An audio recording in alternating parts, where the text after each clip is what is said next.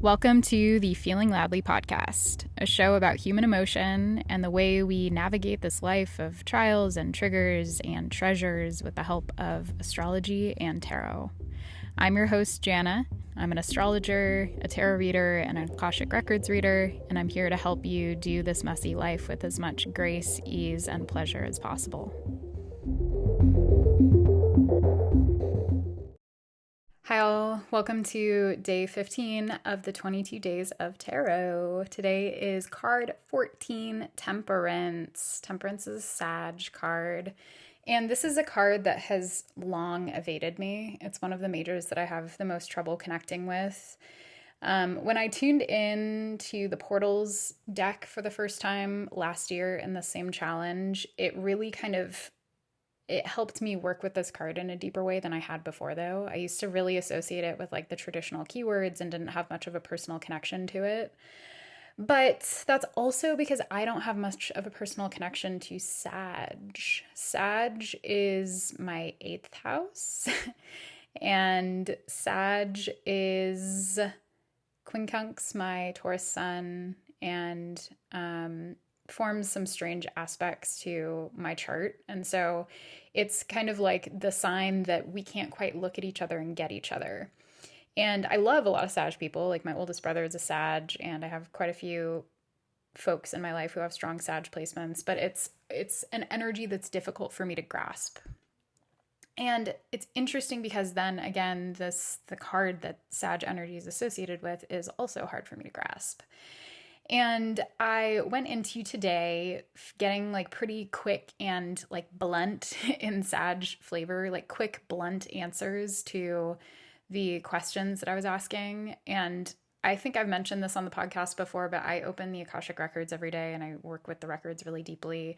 And so my tarot practice also involves me opening up the records and channeling for a minute or two, and then moving into my tarot practice. And so often these really beautiful synchronistic things will happen where visions will come through while I'm just opening the records, and then it'll kind of beautifully melt into the prompt of the day and the card of the day. And that happened today in a big way because I saw myself as soon as I opened going through this sort of wormhole, and then I was like floating in a bubble, and then I was floating down a river, and then I saw myself laying on this like plank of wood with a lover and staring up at the sky and experiencing the stars. And then I was really like planted suddenly in this vision that I've had of life for a while that continues to float back up and bubble back up and feel really, really true.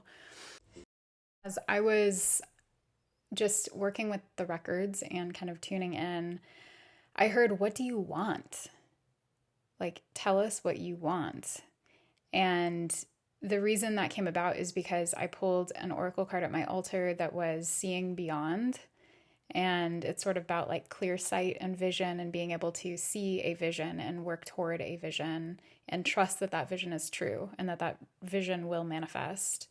And then my offering from my offerings oracle was reflection. And so when I opened the records, I asked like, what's going on here with the reflection and the seeing beyond? And they were like, you need to focus on what you want. You need to focus on your vision. And then I turned over to the tarot exercise and I popped open the email, and our question was, what lies ahead? And so it felt really lovely that I was getting prompted to actually answer that question directly, like what lies ahead?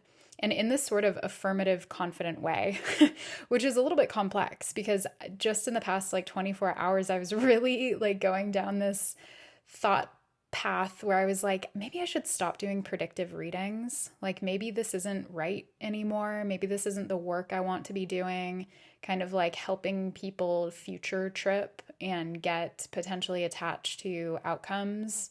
And I explored a lot of like my own future tripping and like desire for certainty in yesterday's episode. And so it was kind of like coming off of that, me basically saying like, look, nothing's guaranteed.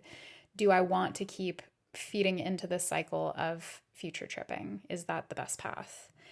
And so it was so interesting to then get a question that said, what lies ahead? And it was bringing me right into what I had just kind of denied.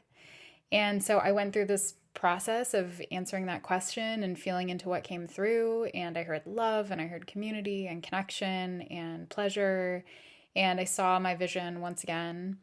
And then when I picked up the card and connected to it, I looked at it deeply and I saw this merging of opposites.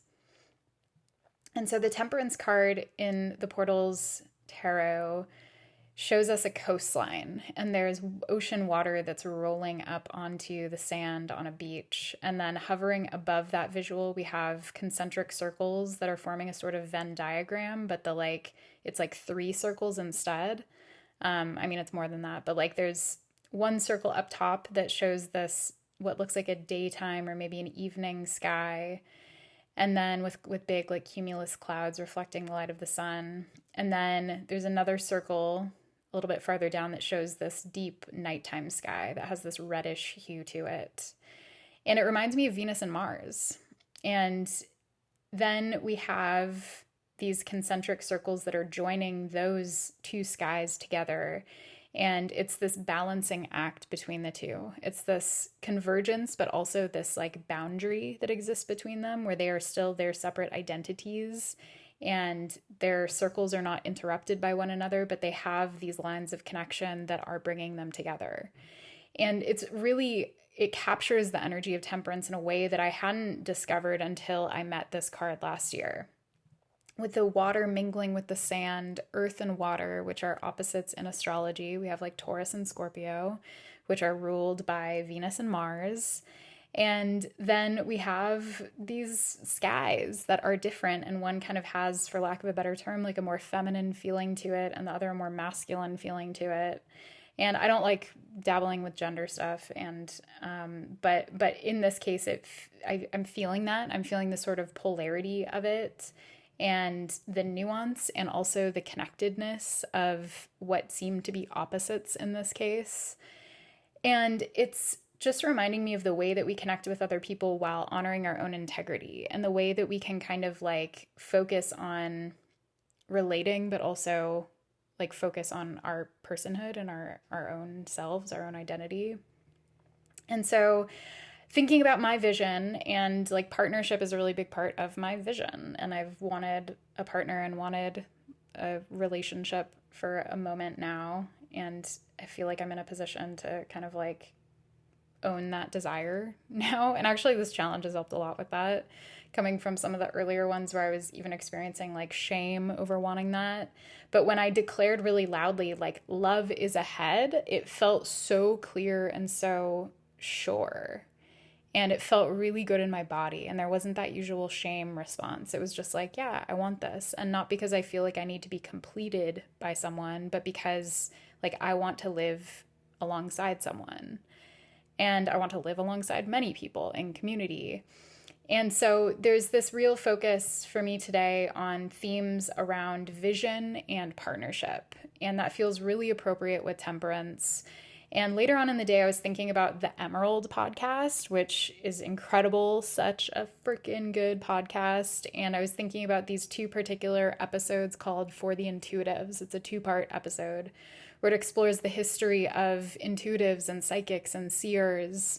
And I forgot that like so much of the first episode talks about visions. Like it's a word that's repeated over and over and over again, and the power of vision and how common vision is in our culture and in throughout history. And yet this like intense rationalism that a lot of like at least modern American culture focuses on really diminishes the value of intuition and the value of sight and the value of what some might describe as like extrasensory experiences and connection with ancestors and land and spirit. And it's a gorgeous, gorgeous freaking episode. And I've only listened to the first part. I'm probably going to listen to the second part tomorrow.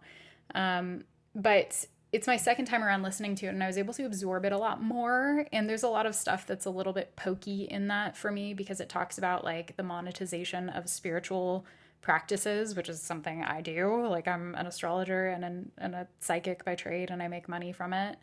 And so it's good because it brings me into balance too and helps me kind of like check my motivations, which I think is an important temperance thing.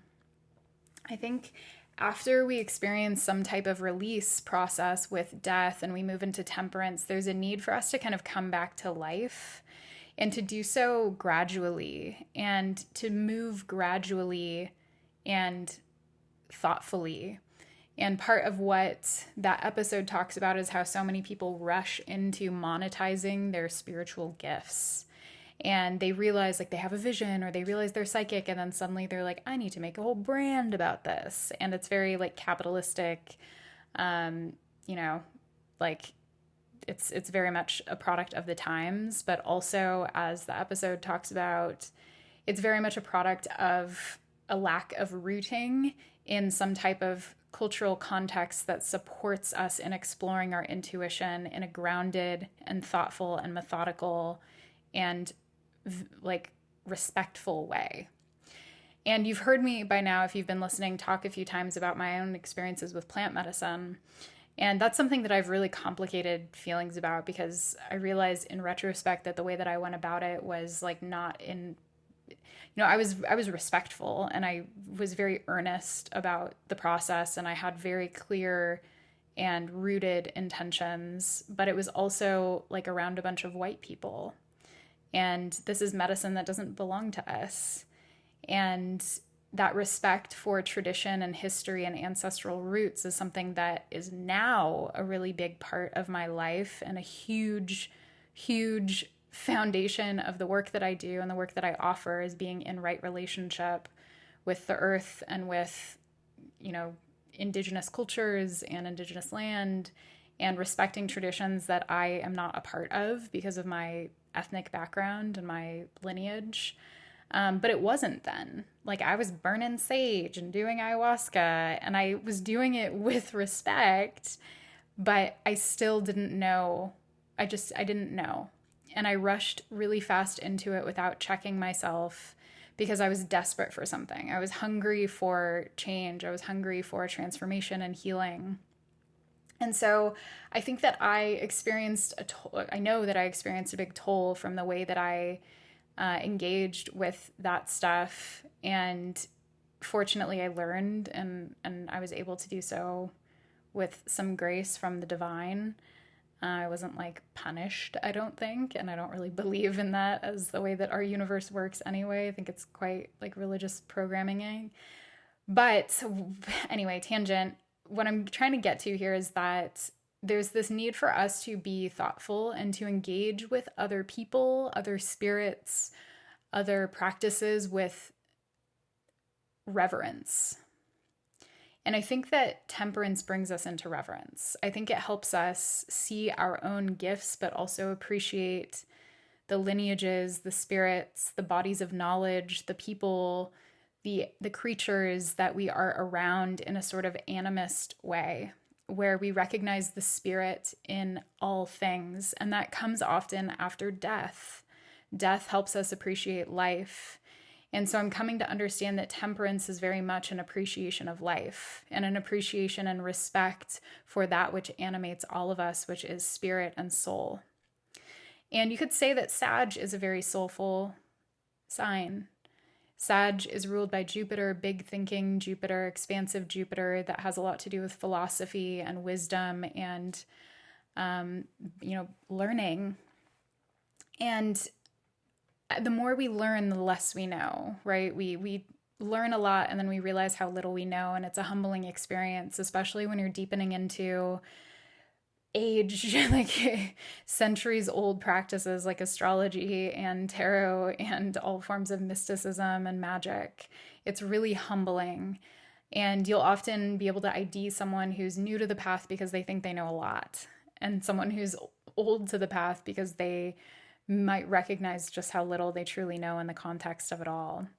And so I think that with temperance, again, it's this balance. It's like, I know some stuff, but also there's so much I don't.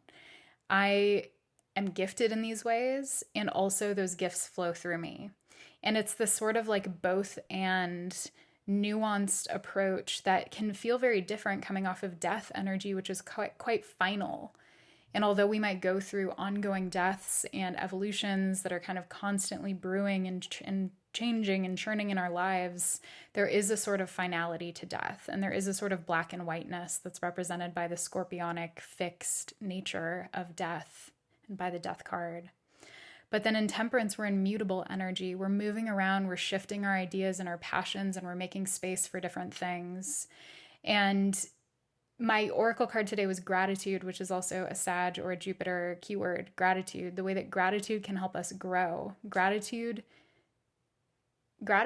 is an essential ingredient in magical practice in my mind. Appreciating what you have helps you amplify it, helps you create more of it. And I'm thinking about how, paired with like visions that we might have of the future, gratitude is a catalyst for those to unfold. When we appreciate what we have, we are more likely to be given more of it.